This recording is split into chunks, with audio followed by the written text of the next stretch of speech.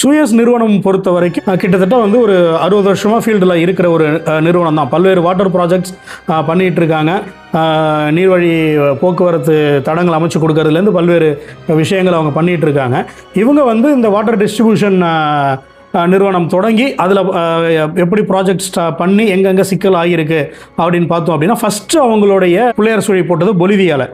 அதாவது பொலிவியாவை பொறுத்த வரைக்கும் ஒரு பொருளாதாரத்தில் பின்தங்கின ஒரு நாடு. அவங்களுக்கு வந்து எப்படி இந்த டிஸ்ட்ரிபியூஷன் சிஸ்டம் ரெடி பண்ணி கொண்டு போகிறதுங்கிறது தெரியலங்கிறதால இந்த சூயஸ் நிறுவனம் கூப்பிட்டு இதை நீங்கள் பண்ணி கொடுங்க ப்ராஜெக்ட்டு அப்படின்னு சொல்லி அவங்க கேட்குறாங்க. 1997 சூயஸ் நிறுவனம் 30 ஆண்டுகள் கான்ட்ராக்ட் போட்டு இந்த ஒர்க்கை அவங்க ஸ்டார்ட் பண்ணி பண்ணுறாங்க.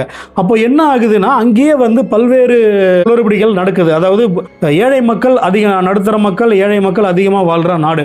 ஆனால் என்ன பண்ணாங்க அப்படின்னா, இந்த சூயஸ் நிறுவனம் அந்த ஏழை மக்கள் நடுத்தர மக்கள் வாழ்கிற பகுதிகளில் கனெக்ஷன்ஸே வந்து ஃபஸ்ட்டு ஒர்க்கே ஸ்டார்ட் பண்ணலை.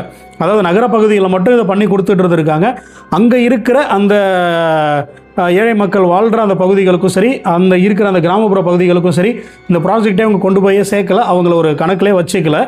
இந்த ப்ராஜெக்ட் இந்த மாதிரி ஒரு குளறுபடி இருக்குதுன்னு சொல்லி மக்கள் வந்து பிரச்சனையை கிளப்பும் போது என்ன பண்ணியிருக்காங்கன்னா, அந்த ஊர்லலாம் நாங்கள் பண்ணணும் அப்படின்னா அந்த ஊர் மக்கள் எக்ஸ்ட்ரா வந்து எங்களுக்கு கான்ட்ராக்ட் மீறின ஒரு அமௌண்ட்டை பே பண்ணணும் அப்படிங்கிற மாதிரி ஒரு சிக்கல் வந்து இந்த சூயஸ் நிறுவனம் அப்போது ஏற்படுத்துகிறாங்க.